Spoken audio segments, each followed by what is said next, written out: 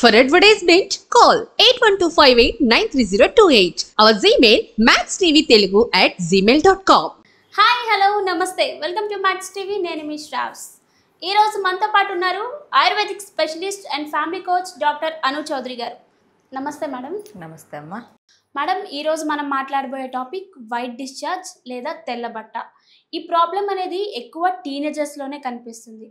అసలు ఆ టీనేజర్స్లో white discharge అనేది ఎక్కువగా అవ్వడానికి గల రీజన్స్ ఏమైనా ఉంటాయా మేడం? ఓకే. సో ఈ తెల్ల బట్ట, తెల్ల మైల, వైట్ డిశ్చార్జ్ ఇవన్నీ కూడా ఒకటే ఒక ఈ వైట్ డిశ్చార్జ్నే ఇంగ్లీష్లో వైట్ డిశ్చార్జ్ అని, తెలుగులో వచ్చేసి తెల్ల బట్ట, తెల్ల మైలు అని మనం పిలుస్తూ ఉంటాము. అసలు ఇది ఎందుకు అవుతుంది అని అంటే, లైక్ మనకి పీరియడ్స్ వస్తాయమ్మా. పీరియడ్స్ రావడానికి ఒక 1 వీక్ ఆర్ 10 డేస్ ముందుగా మన బాడీలో హార్మోన్స్ అన్నీ కూడా యాక్టివేట్ అవుతాయి బాగా. సో అప్పుడు ఏంటంటే ఓవర్గా రియాక్ట్ అవుతాయి హార్మోన్స్. సో ఓవర్గా రియాక్ట్ అయినప్పుడు ఏమవుతుందంటే, ఆ హార్మోన్స్ ఓవర్ యాక్షన్ని మన శరీరం కూడా తట్టుకోవాలి ఫస్ట్ ఆఫ్ ఆల్. సో ఏంటంటే ఆ టైంలో ఈ వైట్ డిశ్చార్జ్ అనేది కనిపిస్తూ ఉంటుంది. అండ్ లైక్ మనకు లేడీస్లో వచ్చేసరికి ఈస్ట్రోజన్ అండ్ ప్రొజెస్టెరాన్ అనే హార్మోన్స్ రిలీజ్ అవుతూ ఉంటాయి. సో ఏంటంటే ఈ ఈస్ట్రోజన్, ప్రొజెస్టెరాన్ హార్మోన్స్ ఎప్పుడైతే రిలీజ్ అవుతూ ఉంటాయో, ఈ హార్మోన్ రిలీజింగ్ అనేది కరెక్ట్గా ఉంటే ఈ తెల్లబట్ట అనేది కూడా మనకి లిమిటెడ్గానే అవుతుంది. అండ్ కొంతమంది ఇప్పుడు లైక్ చెప్పాను కదా, పీరియడ్స్ టైం ముందు ఈ వైట్ డిశ్చార్జ్ కనిపిస్తూ ఉంటుందని. అలా కాకుండా కొంతమందికి ఏంటంటే ఎక్కువగా శరీరం వేడిగా ఉంటూ ఉంటుంది, వేడి వస్తువులు తీసుకోవడం. అండ్ లైక్ వర్కింగ్ ఉమెన్స్ ఉంటారు, వాళ్ళు ఏంటంటే ఎప్పుడు స్ట్రెస్కి గురవుతూ ఉంటుంటారు. లైక్ టార్గెట్స్ అని, ప్రాజెక్ట్స్ అని ఉంటూ ఉంటాయి ఆఫీస్లో. సో వాటి వల్ల వాళ్ళు ఎక్కువ స్ట్రెస్కి గురవడం, ఎక్కువ కోపంగా, చికాకుగా ఉండడం అలా ఉంటారు. సో అలాంటప్పుడు కూడా హార్మోన్స్ అనేవి వాళ్ళకి, హార్మోన్స్ యాక్టివేషన్ అనేది చిన్న భిన్నంగా తయారవుతూ ఉంటాయి. సో ఆ టైంలో కూడా ఈ తెల్లబట్ట అనేది కనిపిస్తూ ఉంటుంది. సో ఈ విధంగా అయితే అది ప్రాబ్లం ఏమీ కాదు. లైక్ ఎలా అంటే పల్చగా బంకలాగా అయితే ప్రాబ్లం ఏమి ఉండదు. అలా కాకుండా కొంతమందికి ఏంటంటే పెరుగులాగా గడ్ల గడ్లగా అవుతూ ఉంటుంది, కొంతమందికి ఎల్లో ఇష్గా అవుతూ ఉంటుంది, కొంతమందికి గ్రీనిష్గా అవుతూ ఉంటుంది, కొంతమందికి బ్రౌనిష్గా అవుతూ ఉంటుంది. ఆకుపచ్చ రంగు, పసుపు రంగు అని మనం వినే ఉంటాం. ఆ విధంగా అవుతుంటుంది. కొంతమంది పెరుగులాగా అవుతూ ఉంటుంది గడ్ల గడ్లుగా. సో ఇలా అయితే మాత్రం మనం కొంచెం ఆలోచించాలి. అండ్ ఇంకొకటి ఏంటి అంటే, లైక్ పీరియడ్స్ ఎప్పుడైతే మనకి పీరియడ్స్ వస్తాయో, పీరియడ్స్ వచ్చే టైం కానీ పీరియడ్స్ ముందు టైంలోనైనా వాటర్ అనేది ఎక్కువగా తాగుతూ ఉంటుండాలి. కొంతమంది ఏంటంటే వాటర్ అసలు తీసుకోరు. అలా కాకుండా daily minimum 5 to 6 litres water అనేది తీసుకుంటూ ఉండాలి. అదే చిన్నపిల్లలు అయితే 3 to 4 లీటర్స్ వాటర్ అనేది తీసుకుంటూ ఉండాలి. ఎప్పుడైనా మన శరీరానికి సరిపోయిన, శరీరానికి తగ్గ నీరుని మనం అందించి ఈ మంచి ఫుడ్ తీసుకుంటామో, ఈ తెల్ల మైలు అనేది మనకు అదుపులోనే ఉంటుంది. అలా కాకుండా లైక్ మనం టీనేజర్స్లో చెప్పుకుందాం.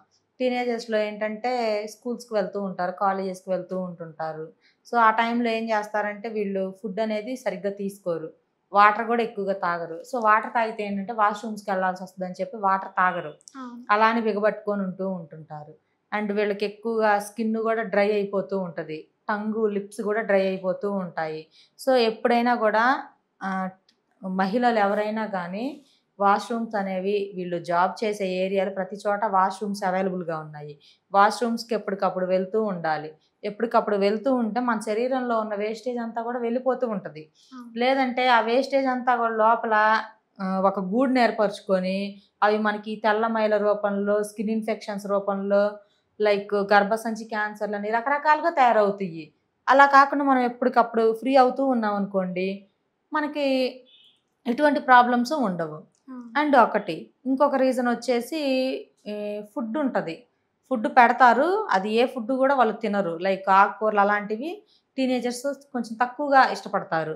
సో అలా కాకుండా జంక్ ఫుడ్లు అవి అవాయిడ్ చేసి ఎక్కువగా వాటర్ తీసుకొని మంచిగా ఆకుకూరలు, పండ్లు, కూరగాయలు ఇలాంటివి తింటే సో ఈ తెల్ల బట్ట నుంచి కొంత నివారణ అనేది ఉంటుంది. ఇవి న్యాచురల్గా ఉండే వాళ్ళకి. ఇలా కాకుండా కొంతమందికి రేర్ కేసెస్లో ఇన్ఫెక్షన్స్ ఉంటాయి, లైక్ అది పార్ట్నర్ ద్వారా రావచ్చు. సో దానివల్ల కూడా ఈ తెల్ల బట్ట అనేది అవుతూ ఉంటుంది. ఇంక వీళ్ళకి ఎప్పుడూ లైక్ స్మెల్లీగా లోపల ఇన్నర్స్ కూడా తడిచిపోయే విధంగా వస్తూ ఉంటుంది. ఇంక ఇది లైక్ వీళ్ళు ఎక్కడికన్నా వెళ్ళాలన్నా కూడా ప్యాంటీస్ చేంజ్ చేసుకునేంత సివియర్ స్టేజ్లో ఉంటుంది.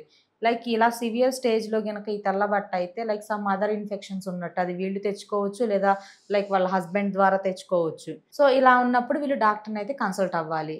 ఈ తెల్లబట్ట ఈ విధంగా అవుతూ బ్రౌనిష్గా, ఎల్లోయిష్గా, కార్డీగా, స్మెల్లీగా, ఫ్రీక్వెంట్ ఇంకా రెగ్యులర్గా అవుతుంది అని అంటే లైక్ వీళ్ళకి గర్భసంచిలో ఏదో లోపం ఉన్నట్టు కూడా మనం పరిగణలోకి తీసుకోవచ్చు.